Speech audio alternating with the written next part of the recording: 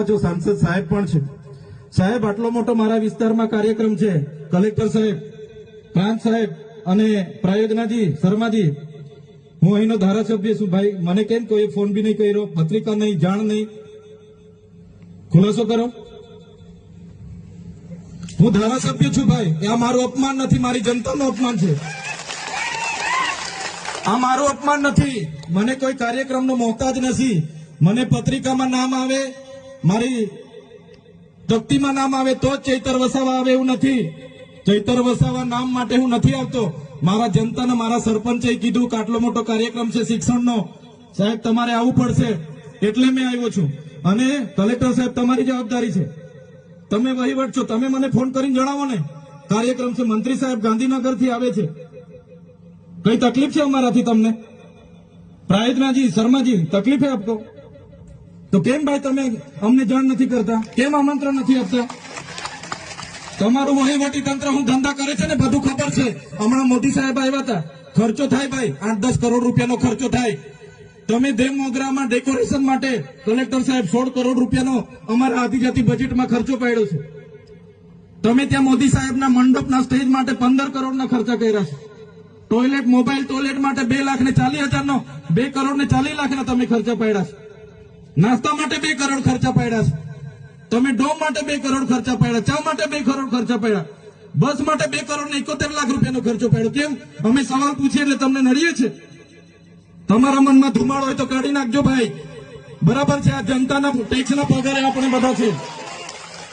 આ જનતાના ટેક્સનો પગાર મને પણ મળે છે, તમને પણ. કલેક્ટરથી તલાટીથી લઈને કલેક્ટર સુધીના બધા તમે નોકર છો, અમે બધા સેવક છે. આ લોકો જે પણ કે અમે પ્રતિનિધિ છે, અમને અધિકારો આપ્યા છે. તમે અમને કેમ અહીંયા બોલાવ્યા નથી? ના સાહેબ, અમારે વિદ્યાર્થીઓ અમે કેવું પડે છે. અમને કઈ, તમે દર વખતે ચિકદામાં કીધું, દર વખતે આ જ પ્રશ્ન ઉભો કરો છો, દર વખતે આ જ પ્રશ્ન ઉભો કરો છો. ઓ ભાઈ, ધારાસભ્ય છું, લોકોએ મને ચૂંટ્યા છે, મને આમંત્રણ જોઈએ ભાઈ. આ કોઈના પૈસાથી આ બિલ્ડિંગ નથી બની, તમારા ઘરના પૈસાથી બની છે.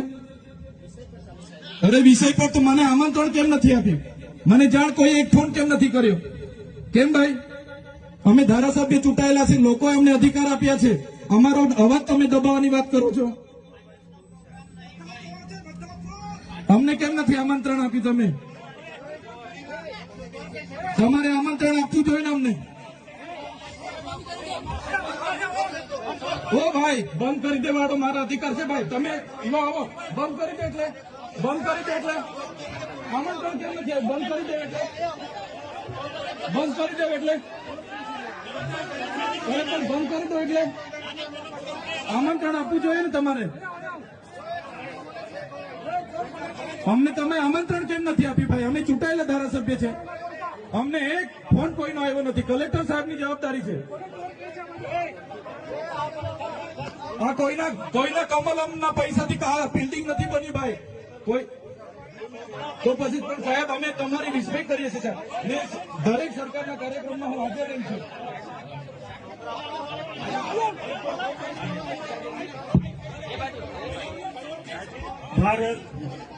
ભાઈ ભાઈ, ચલો શાંતિથી બેસી જાઓ, બધા બેસી જાઓ.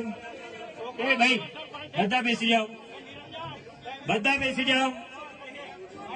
ચાલો શાંતિથી બેસી જાઓ ભાઈ, આગળ નહીં, બેસી જાઓ શાંતિથી. ભાઈ ભાઈ,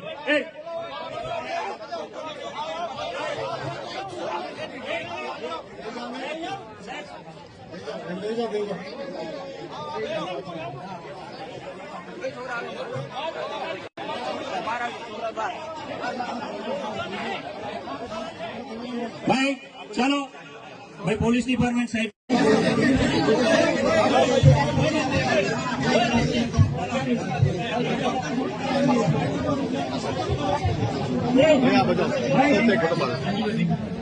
હાલો, આપણે શાંતિ રાખીએ છીએ ભાઈ. આ શિક્ષણ એ બધા માટે જરૂરી છે અને શિક્ષણનો કાર્યક્રમ છે. આપણે બધા ખૂબ શિક્ષિત છીએ ત્યારે આ સ્ટેજ પર આવ્યા છે.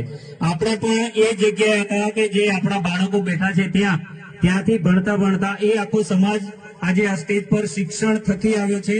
બિલકુલ શાંતિ રાખીએ અને આપણી વચ્ચે આપણા માનનીય સાંસદ સભ્ય શ્રી મનસુખભાઈ વસાવા સાહેબને હું વિનંતી કરું છું